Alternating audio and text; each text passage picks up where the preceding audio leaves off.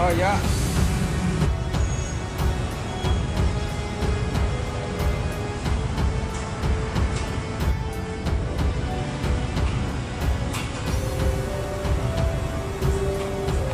Selain RJ di kejaksaan juga ada juga di RJ di tingkat kepolisian atau di pengadilan.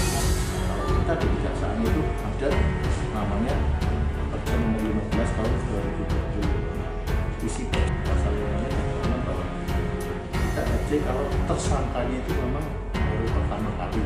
Artinya kita bisa sebagai contoh kalau pencurian biasa 362 masih bisa.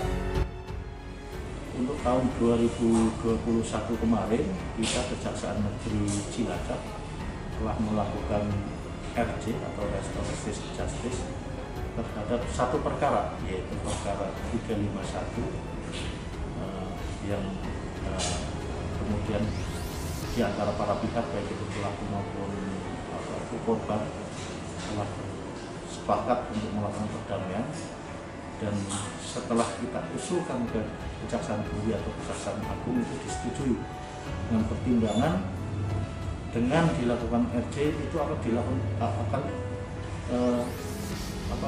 diperoleh kestabilan atau juga pemulihan bagi si korban maupun juga memberikan dampak yang positif buat masyarakat dan juga si pelaku, karena pelaku ini kebetulan guru honorer, sehingga dengan dilakukan RJ tentunya karena tidak ada putusan pengadilan maka tidak ada cap yang melekat kepada si pelaku, dan ini dua-duanya juga tidak saling menguntungkan karena baik korban maupun pelaku bersepakat bahwa mereka menempuh upaya damai dan tidak akan saling menuntut. Nah itu yang terpenting, karena ketika kita gulirkan ke persidangan dan mereka itu sama-sama saling menuntut, tentunya kedua-duanya rugi. Nah, untuk tahun ini kita berharap target kita kurang, karena tahun kemarin sudah berhasil satu, mudah-mudahan di tahun ini ya bisa lebih dari itu, karena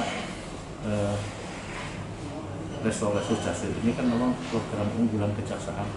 Kita berharap bahwa dengan melakukan RJ maka paling tidak mengurangi kapasitas LP yang memang sudah penuh. Yang keduanya juga memberikan rasa keadilan kepada masyarakat dan betul-betul dirasakan manfaatnya oleh mereka, karena memang tidak semua perkara itu harus bermuara ke kesadaran. Ada perkara-perkara tertentu yang mungkin sepele, terus kemudian cuma melibatkan masyarakat bawah, itu bisa diselesaikan di luar peradilan dengan aturan-aturan yang ada di Perja ini, peraturan kejaksaan ini. Perjanya itu Perja Nomor 15 tahun 2020. RJ mungkin ini juga untuk diketahui oleh masyarakat. Di peraturan kejaksaan Nomor 15 2020 itu yang pertama tentunya si pelaku itu memang belum pernah melakukan tindak pidana. Kemudian tindak pidana yang disangkakan itu tidak lebih dari 5 tahun ancaman pidananya. Kemudian kerugiannya itu tidak lebih dari 2.500.000.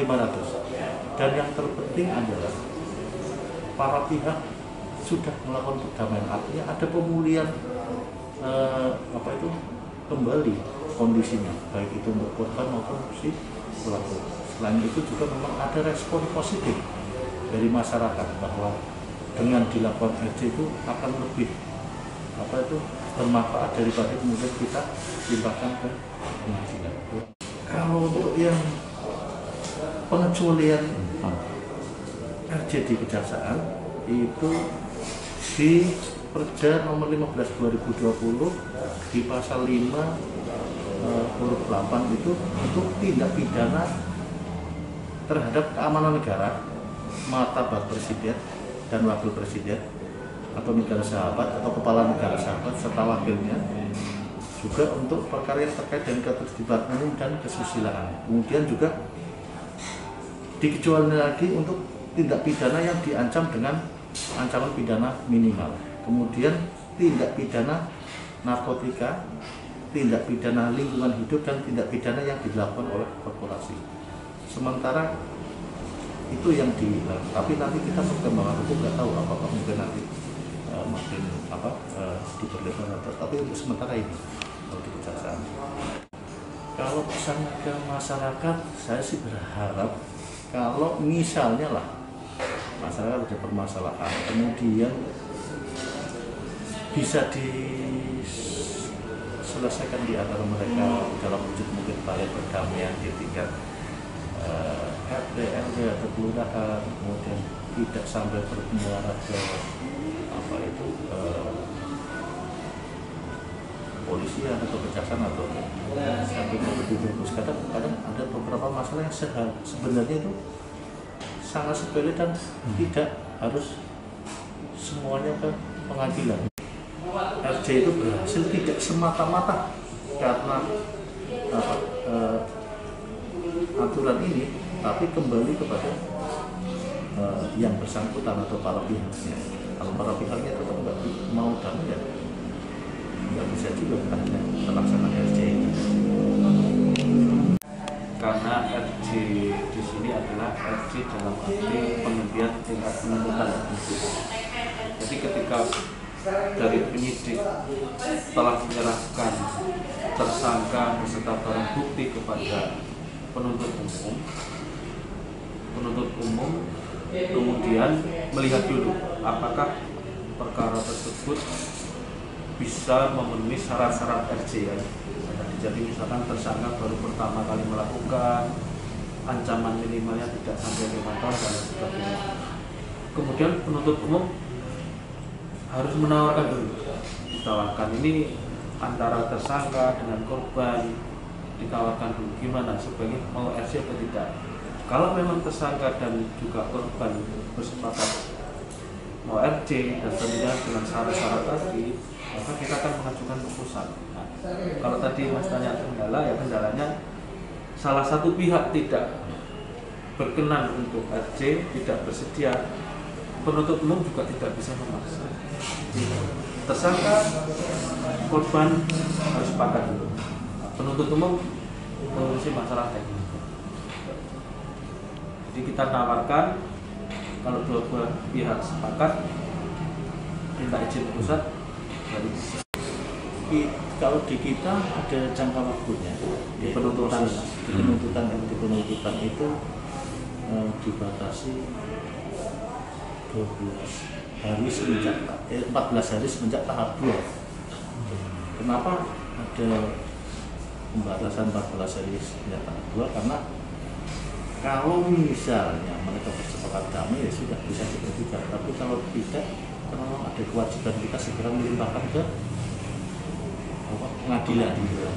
Sampai keduanya juga esensinya, kalau terlalu lama berarti ada masa nggak bisa damai kan gitu. Dua belah pihak. Tapi kalau misalnya dua belah pihak ini ya dengan waktu 14 hari sebenarnya. Mungkin satu hal lagi yang perlu diketahui oleh masyarakat bahwa proses RJ atau restoratif justice yang ada di kejaksaan ini sifatnya gratis tanpa dipungut biaya. Makanya nanti kalau misalnya ada yang merasa dipungut biaya, udah lapor saya, tapi calon gratis. Jadi kita mendamaikan orang itu tidak dipungut biaya lagi. Yang terpenting adalah sisi korban dipulihkan, kerugiannya dan lain sebagainya. Sisi pelaku juga tidak mendapatkan stempel atau cap dengan berbeda. Tapi untuk proses itu di kejaksaan gratis. Nah, bahkan ketika kami ajukan ke pimpinan melakukan ekspos, itu salah satu syarat formil yang harus terpenuhi apa? Ada surat pernyataan dari para pihak bahwa proses perdamaian ini tidak dipungut biaya. Jadi surat itu kita kirimkan ke mereka juga, dan memang betul-betul tidak sampai kemarin sama sekali tidak biaya sepeser pun.